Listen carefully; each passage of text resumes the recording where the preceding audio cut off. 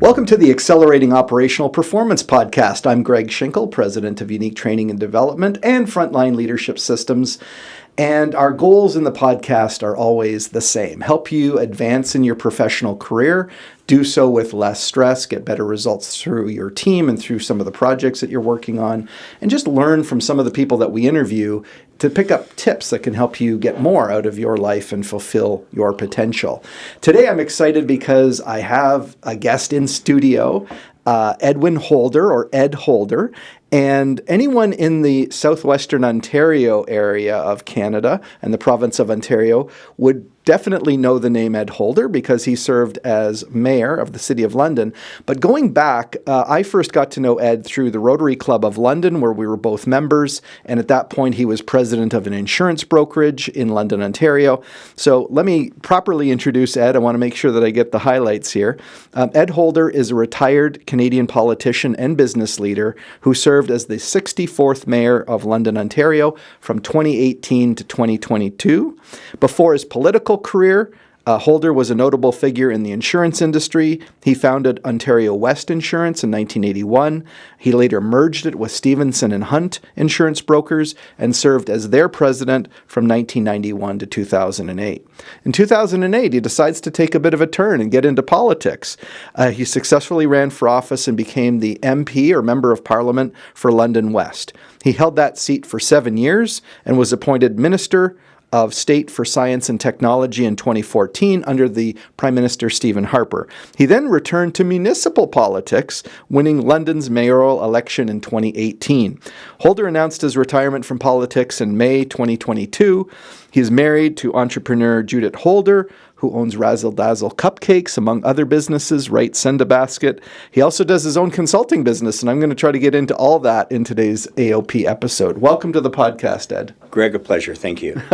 So, Ed, one of the reasons why I wanted to, by the way, I should point out that the time that you and I actually would interact would be at a Rotary meeting, or one time I think I was on the same flight as you coming back from Toronto late at night, and you were returning from Ottawa at the time because you were in the national government of Canada. So I was just fascinated that you've had all these different twists and turns, and I think it would help, even though I just highlighted them in your intro. Walk me through kind of some of those nooks and crannies of your career as you moved from insurance in the 1980s to being, MP and then mayor. Well, it would sound silly, but let me say that having been born at a young age, and why that matters is that I was born having a Cape Breton mother and a dad from Holderville, New Brunswick. Can't make that up. And after the Second World War, they were in Cape Breton and Glace Bay, and then ultimately moved to Upper Canada, to Toronto, where I was born. And I'm very proud of those Cape Breton and New Brunswick roots. Yeah. By the way, we say Cape Breton, not Nova Scotia, just for any of the unwashed out there. And it's interesting, we may get into this, but Mom was always with 6 kids and I was the 5th. The interesting thing is that they followed my mom's mom from Cape Breton to Upper Canada. Ah.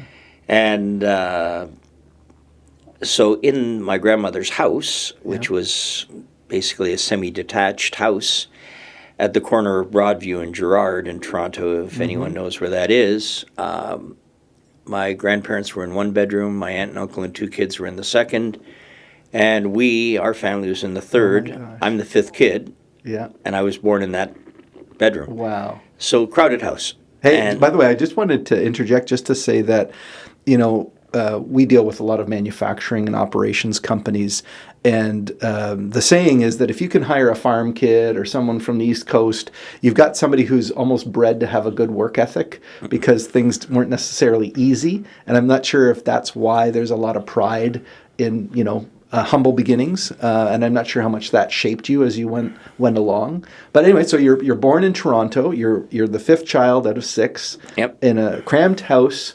Obviously, though, surrounded by people who loved you, I think. Well, always not much money, but a lot of love. Yeah. And that ultimately matters for a household if you can have folks and family who love you. Yeah. And does that shape you? Sure it does. Actually, I think that if you look at one of the markers of success, and it's too bad because you can't go back and sort of fix parenting, but if you were lucky enough to grow up in a supportive household, as I was and as you were, it just gives you like this emotional stability right from the beginning. And I really feel for the people who haven't had that. Well, you know, I'm not sure that there's any rules on how to be a great parent or even a good parent or a bad one. People just do the best that they can under their circumstances. So I respect that. But from our standpoint, we were blessed that way. Interestingly, my father was a truck driver. He and everything that you do and everything that you've been shapes where you are today. So imagine this. Dad was a truck driver. Mom worked hard as hell inside the home with 6 kids. We were in Scarborough. Dad's career was what it was. Yeah. Career wasn't what he would have called it back then. Well, he wanted to provide for his family. And that's what he probably. was, Yeah. and a great provider. And we never missed a meal. You might be able to tell that. And from our standpoint, he was always looking to take care of his family. So they followed my mom's mom again, this time to California. Oh, so you actually lived in California 5 for years. a while. Wow. And here I am, a kid finishing grade 5 in California, ending in grade 9. But you see, Mom got super sick with cancer, and we had to sell our house because we had no insurance. Yeah. Very tough times. So my dad said, you know what? Let's go back to Canada, because if Mom got sick again, at least there'd be, at this point, there was the National Health Care Plan, and Mom would be okay, at least taken care of if something happened. So we moved back to Toronto. I did 2 high schools in Toronto. One was Riverdale Collegiate for grade 10, and then Malvern Collegiate in the Beaches area for grade 11 to 13. Became president of that high school. Okay, well, then I want to pause you there, even though we're going to keep going on the journey here. So then you're already running for student council president. Oh, but before then, I ran for grade 6 class president in California.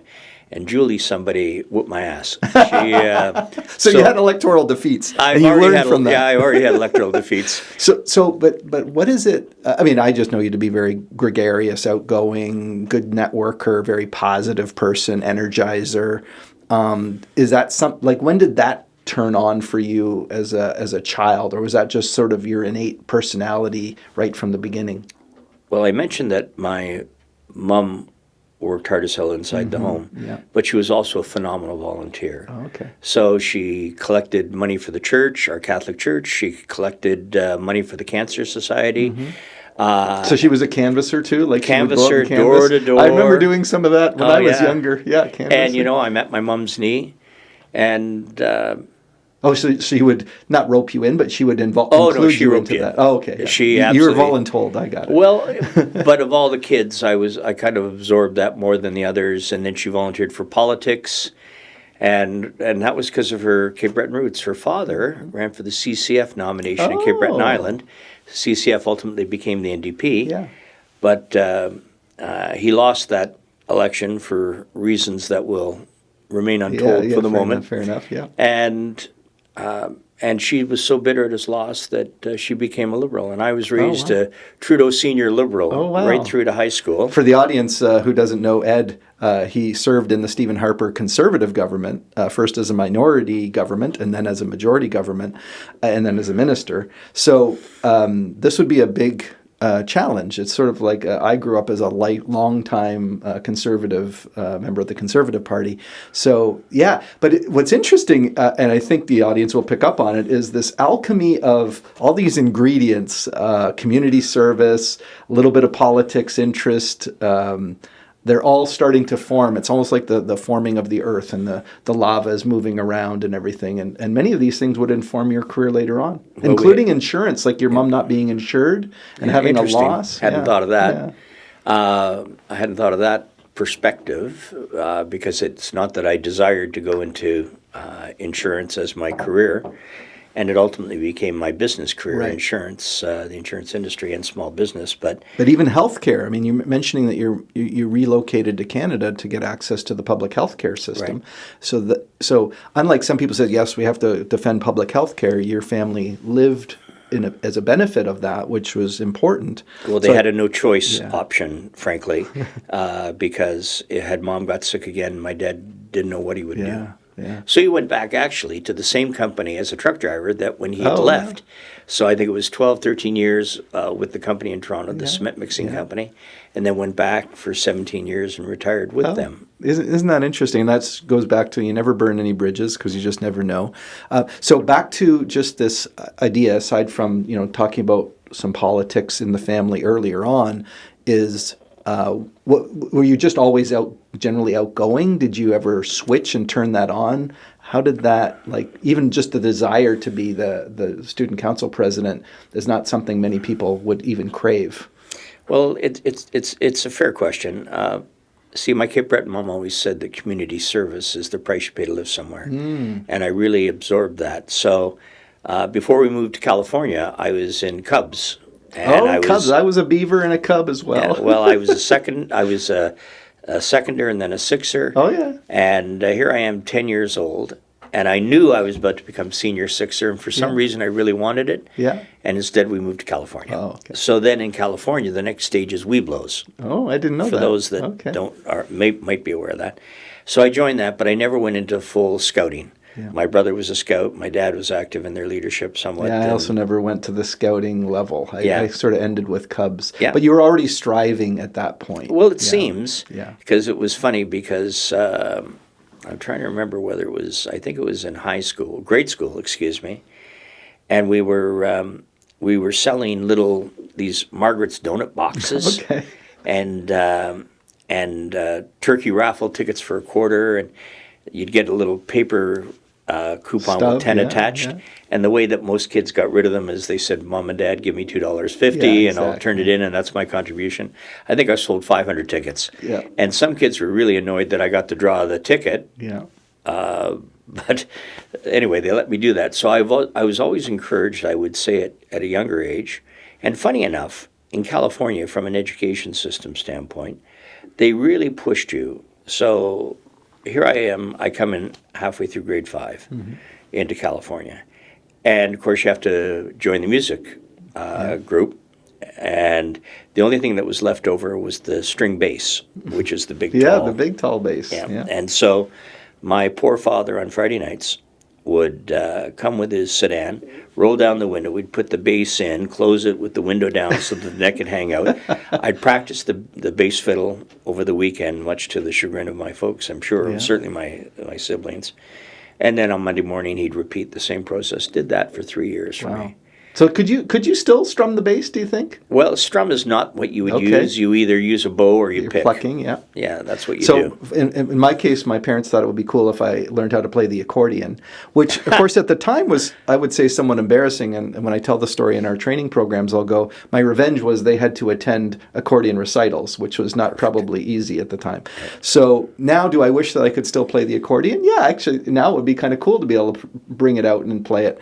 But And at you the don't? time, it wasn't. No, I stopped not? it after a few Why? years when I was Why? young. Yeah. I played the trumpet in the band. Do you play that No. Well, I could.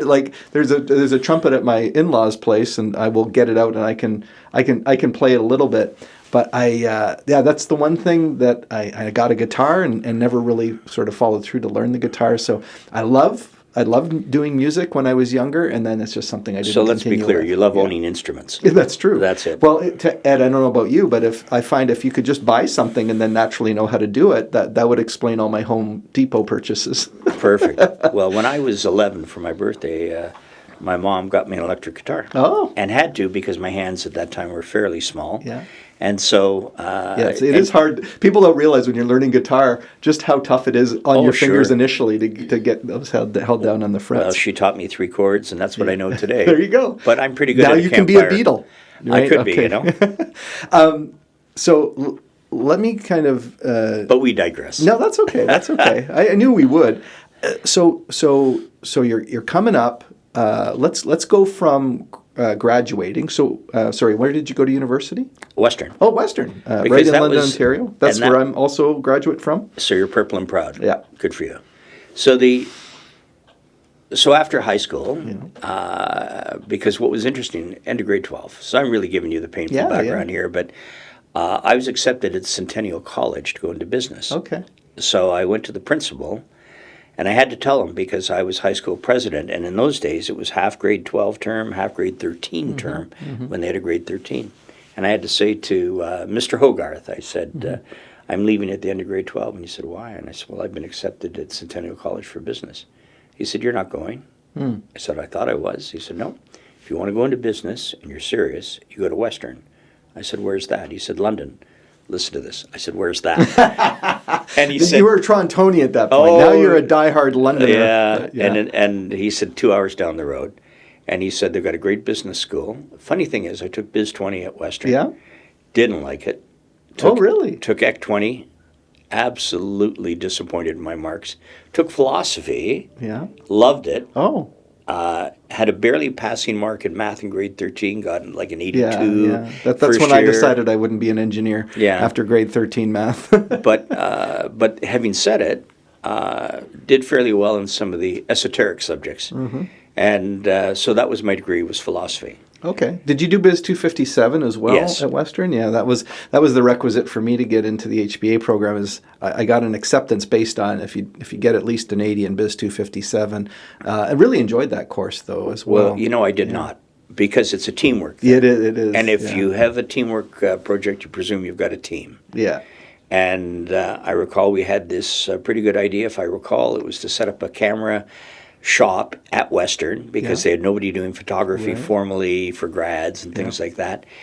But I did a lot of the research, and it isn't about me, but I was somewhat frustrated that it felt like more of a one-man versus a team project. So in any event, I said enough of business, and I'd never go into business. So what? Oh, interesting. Interesting when you say I'm never going to do that, and then you were the president of an insurance brokerage.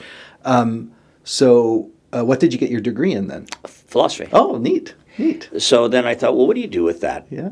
So you can either go into insurance or politics, and I've done both. Okay. But at one point, I thought I'd go into law because, you've got a degree. A lot of philosophy goes into law. So I wrote the LSAT and did exceptionally well. Yeah. But the challenge was, again, coming back to California, where you take Spanish down there instead of French, and I came back to high school, they wouldn't let me take French because I didn't have it as a prerequisite in my So you had a gap, grade. basically. So I took German for 4 years. Oh, wow. And then after that, I went to Western and took baby French. But that matters in terms of how each step is another piece of the puzzle. Because we wanted to do some kind of a field trip, and I can't recall in French 2 of all things, so that's not even first year French. Yeah. That's bonjour, ça va, that kind of thing. So I know in my case I stopped taking French. I think I did up to grade 10 or 11, and then when they started the class would be all taught in French. That's when I had to bail and now you're a chicken. Like the accordion, it is a bit of a regret because I see, as you probably did in your political career, especially in Canada, it would have helped to be bilingual. And now in the other studio here, they're doing sessions in Spanish, and my colleague became fluent in Spanish, and it serves him very well. So. Yeah, the missing extra language, but I can do eins, zwei, drei, vier, fünf. That's it. That's about it, right? In German, and my dad was. So du kannst nicht kein Deutsch sprechen, no? Okay. No. So anyway, so you come out with a philosophy degree, yes, and then go into insurance. Well, just before, because I wanted to go into law, but. Oh yeah, why didn't you go to law? Well, I tried. Yeah. But in French too, and this is again part of the steps of the political stuff, I guess. Yeah. I want to find the Art Students Council at Western because philosophies and French are arts. Department dean, the dean of arts was a pretty great guy, but I went to them and he said, "You've got to go to the Art Students Council." There wasn't one. Went to the USC, University Students Council, and they said, "Well, there hasn't been one for several years." So we created it. Oh. And I became president. Of the Art Students Council? Absolutely. At Western? For the rest of my time at Western. Okay. And And it's kind of nice to be able to do that to, there's no election, makes it easy. And, because you started it. Yeah, because I started it. Okay. But all of a sudden we got funds from USC. The Dean of Arts gave us a study room, a little office at University College. And we created a mascot, team sports. We got the arts community there. And in fact, I was at the Keg restaurant with my wife not that long ago. And a young lady said, "You're Ed Holder." And I said, "Hello, who are you?" And she said, "Well, I am the president of the Art Students Council." Isn't that amazing? And I thought, wow, how well, many years later? I mean, you being recognized in London wouldn't be a big deal, but the fact that she knew that you had been at the president of the Art Students Council, the founder, essentially, was kind of cool. So it was kind of fun. Yeah. So because of all that student activity, Yeah. and it's not an excuse, but it's a bit pathetic, really.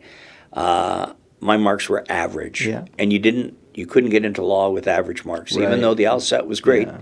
So that's one of the downsides, I think, of kids that want to aspire to medicine or any of the disciplines. Like, you have to be almost singularly focused on that from a very young age and get really into that track. And I mean, again, nothing against specialists. Specialists are needed. I just think that the generalists, we kind of get cast aside a little bit. Well, that's why after that didn't happen, it really leads to insurance. So I was taking a friend of mine back to New Jersey, a Canadian boy whose dad was an executive at the Prudential Insurance Company. And I took him home, and I was touting how great a golfer I was. And what I didn't realize is that his father was an actual golfer, and I was fairly bad. Yeah. But he said to me, "Why wouldn't you consider insurance?" And I said, "Bob, I didn't get a university degree to sell insurance." And he said, "I don't sell insurance." And somehow I had this notion that it would be a not good thing. Right. How ridiculous of me. So it was the first act of favoritism that had ever happened. Probably not the first, but the one I really recognized, where he gave me a warm introduction into Prudential. I went to the appointment. And this is Prudential in Canada, right? Yeah, Prudential Insurance Company, The Rock. Right, in the U.S. U.S. company based, but they had a Canadian division at King and Yonge in Toronto, downtown. Okay. So I went back to Toronto, joined them. I was there 3 weeks, and the guy that I was hired to replace in research on the employee benefits side said, "Tell you what," to the manager. He went to Ryerson then for journalism, decided journalism wasn't his thing, came back, asked for his job. He was brilliant. They gave him the job back, but we were over budgeted by one person. And that was you? That was me. Okay. So the manager came to me and said, "Ed, we're over budget by one. I'd like you to post for this supervisory job." Oh, wow. And I said, "Bill, I've never been fired from a job in my life. So you know what? I understand. Just let me go quietly." Yeah. And he used a little bit of an expletive, and he said, post for the position. So I became a supervisor. But the great thing After 3 weeks, they actually suggested that you it post took for about the a month supervisor. process. Yeah, but still. Yeah, no. It's early in your career. I was so unqualified, but they gave you courses, and they really supported you. And I was just very honored. I want the audience to know that getting courses when you're a supervisor is really helpful, and Ed is a testament of that. Yep. So there you go. All right, good stuff. So you are with the Prudential. How long was it then before you went and started the Ontario West? Well, there's a story to that, a quick one. Yeah. And that is, I went through several departments, progressing through the head office of the Prudential. And for a while, I thought that was going to be my career. But then I noticed the guys that I was helping train, the sales guys, they all had great clothes, nice cars, and white teeth. Yeah. And I thought, that's what I want. Okay. So I went to the group department and a benefits department. I said, "Listen, I'd love to be in sales." And they said, "We don't need you. You've been training people to do that. We're all full up." Concurrently, this was the time, 1981, when my mortgage went from a normal then, 10.5% normal, to 22.1. So I just want to pause because, we've just gone through this period where it's funny because I can remember my parents' first mortgage in North London was one of those, I think it was a 25 or 30-year mortgage for 2 or 3%. And they said it would never happen again. Then we just went through a period where mortgages could be 2 to 3%. Now they're sort of 4 to 6%, depending on your term. And yeah, my first mortgage in 1991 was 10 3/4, and that was a discounted rate because my wife worked at the insurance company, so we got a discount. And that's why, everything adjusts. But yeah, people forget that in the early 80s, there was a tremendous recession caused because of these high interest rates, which were to clamp down on inflation and, basically slow the economy. And so you're right in the middle of it. So what else happened that steered you towards the brokerage business? Well, what happened was because of I had 4 acres up in Stouffville, Bloomington and Ninth. Wished I had it today. Yeah, that would have been worth a lot today. But I couldn't afford the renewal at 22.1%. So, and I couldn't get into sales. So again, serendipitously, with that, I made a decision, moved back to London because I'd gone to Western. Yeah. That was my connection. Yeah. Where I could buy a house for cash for the difference between my mortgage and what I sold for. Right. And I moved to Old South. So even just selling that property, though, at that time must have been a bit of a strain, or was it okay to sell the property in Toronto when the interest rates were really high? Sold it to a couple from Alberta who thought they got a steal. Oh, okay. So it was great for me. Perfect. But I came to London, and so that's a long way to get from Cape Breton and Holderville to London. But that's By the way, I didn't ask you. Is Holderville because of the Holder family, or was it called Holderville and just by circumstance or coincidence that you were? Well, is there anything called Schinkeltown anywhere? No. Well, there probably is in Germany. I know. Well, I know some of our ancient relatives or our old relatives are on buildings in Germany. Well, Holderville is after our Holder family, and to call it a city is ridiculous, or a town. A village, no. It was really Hamlet, just a big family. A crossing is what it would. And there's the Holderville house there. Okay. So, and that's still? Yep, and it's owned by some family, some cousins. Right. So, when I came, so you moved back to London, and here was the problem, Greg. I didn't know anybody. Networking. If only you were good at networking. If only. So I joined the Rotary Club of London because I thought we were both members there, and both served as president there. Although you did when it was much larger than when I did. Well, interestingly, it was Rotary because of community service. I joined the Chamber of Commerce because I thought that would be good for business, and I joined the Old South Community Organization where I lived because my neighbor told me I had to. Were you not also in a networking group? I forget if it was the Directors Club or something. I started like the Directors Club. Oh, okay. All right. So I was part of a little networking club in Toronto called the Directors Club of Toronto, and I love the concept of it because it's people helping people.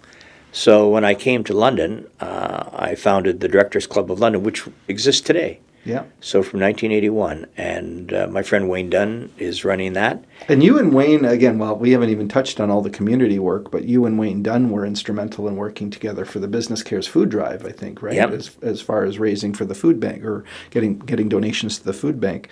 But okay, so you're getting your roots into networking, which again. It's hard for people to realize that before the internet, the only time you'd meet people is to get together with them for breakfast or lunch. I mean, Ed came in today and was Suzanne Jakes is our producer today, and he said, he gave us the business card, which is awesome. And of course, my business cards, I have about 2,000 of them, but of course they're hidden at home in my cabinet. But Ed still hands out 1,000 to 1,500 business cards. So really believing in the power of connection.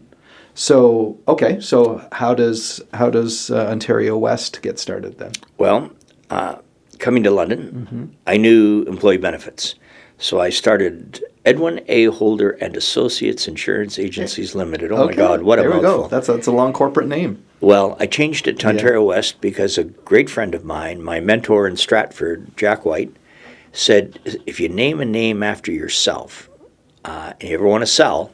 It's really hard. Actually, my dad's the same reason why he called our company Unique Training and Development was because you want it other than your own name. Yep. Yeah. So I changed it to Ontario West Insurance Agencies Limited, bought a brokerage, got licensed, and also added Ontario West Insurance Brokers Limited because to operate property and casualty, house, auto, and commercial insurance, you needed to have your brokerage license different from your life license. Yeah.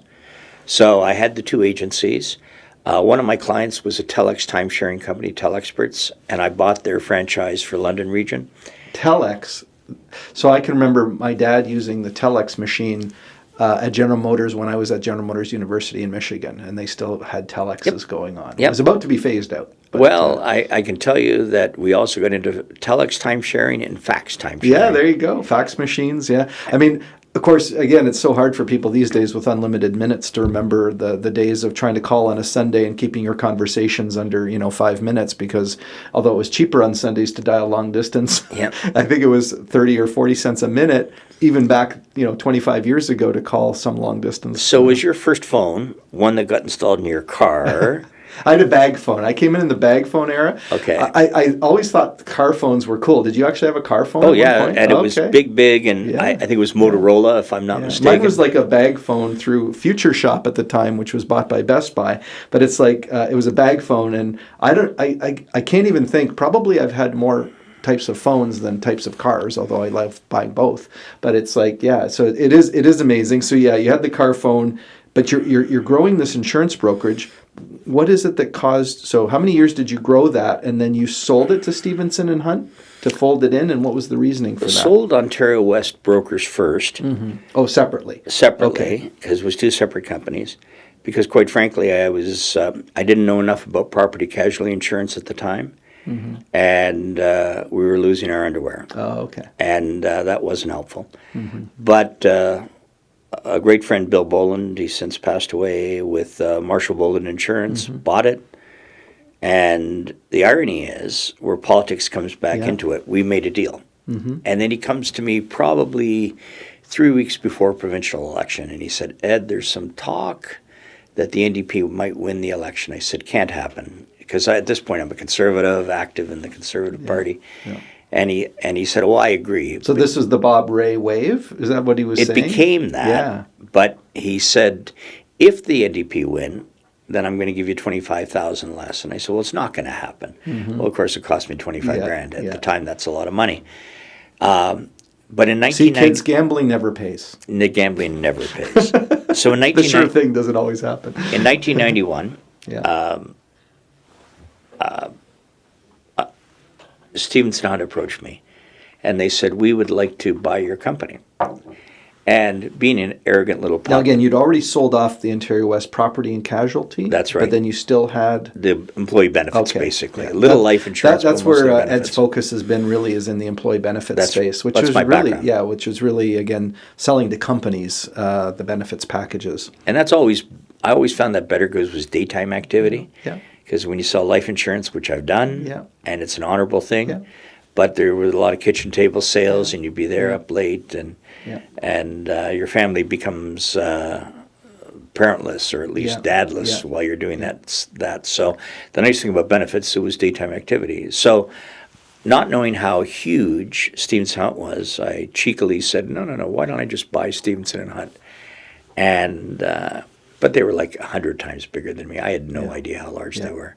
So they said, well, so you're a small fish to them at that point, right? Yes. When they acquire you? But when they did, the president of the company said, we didn't really want your business, we wanted you. So that was in 91. Yeah. And I went back. Another recession area, right? Yeah, well, I've been through them all. Yeah. And so my parents, where am I going? They keep coming back into my mind, thinking of the recessions they lived through. Yeah. But the president of the company said, we really wanted you. Okay. And I was president in 1999. Yeah. So I was in sales, became a partner in 95, and then president. And I was picked president because I had my own company before. I had community involvement before. Yeah. So everything that you do in your previous lives really impacts on what you do today. And it's by the way, the term I'll put on it is we're becoming career archaeologists here, because we're looking at those. We're uncovering the things that helped Ed. And again, because one of our mandates at the Accelerating Operational Performance podcast is really to help people in their career journey, I hope what people are picking up is that your career really becomes a tapestry. In fact, in one of our programs, we have something called the leadership journey, where you map your ups and downs in your career, so that what did you learn? Because you learn from both. Yep. You learn from your wins, and you learn from your losses. And it's fascinating when you start to dig in, because people always think, if my career isn't going in one direction the whole time up, But life never does that either. It has its ups and downs and its setbacks and hardships. And it's really, all of that is just fuel for the future, right? There's a great insurance company, McFarland's, in London. Yeah, and they used to have a billboard in the old days, and it showed somebody fishing, somebody with a briefcase, a nurse at work. And basically, the underlying caption is for all the lives you lead. Yeah. Think about that. Yeah, yeah. And that really is, it's not just one thing. Yeah. It's the accumulation of all your experiences.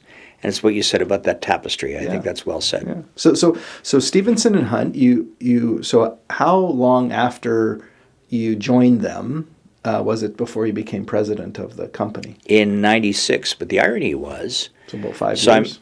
I'm getting settled into Stevenson Hunt, and I go to the president of the company. The newly roughly, minted- by the way, I don't know how you describe the size of an insurance brokerage, because it's still a large business. Yeah, renamed as Arthur J. Gallagher Insurance because they were corporately bought out after I sold my interest. Yeah. But how big a firm was it? when Well, you were certainly the running it? biggest regional independent firm Okay. in Southwest Ontario. Yeah.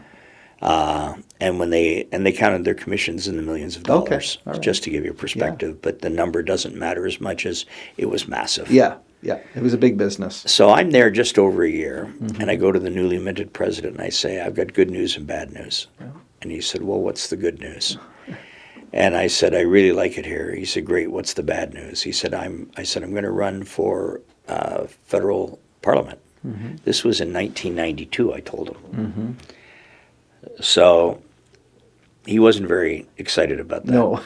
But he said, let me think on this. So he came back and he said, I'm not happy. However, you're going to do what you're going to do. Yeah. So if you win, maybe we'll keep you on the letterhead. We'll see. Yeah. If you lose, you get the Northern Run. And the Northern Run started at Parry Sound and went north. I see. So there was a little consequence to this decision? Great implications. Made me work harder, still lost.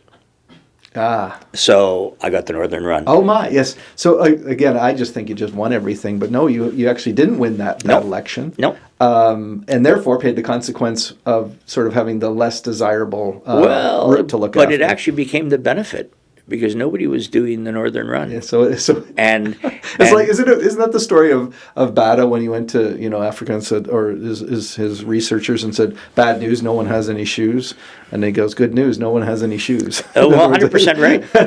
And we did a lot of public sector like hospitals and nursing homes and so you picked up some good business. People were just glad to see you. Yeah. And that's the reason I became a shareholder, because all of a sudden your book really grew then, right? Incredibly so. Okay. And when they decided to pick as part of their change management, and a couple of partners had retired, they decided to pick 2 property and casualty guys and 2 employee benefits guys as the new partnership with some of the veterans. So, by the way, this is a great, turning lemons into lemonade story, right? So again, sometimes, in career management and development, they often say, if you pick the right assignment, it sets you up for success.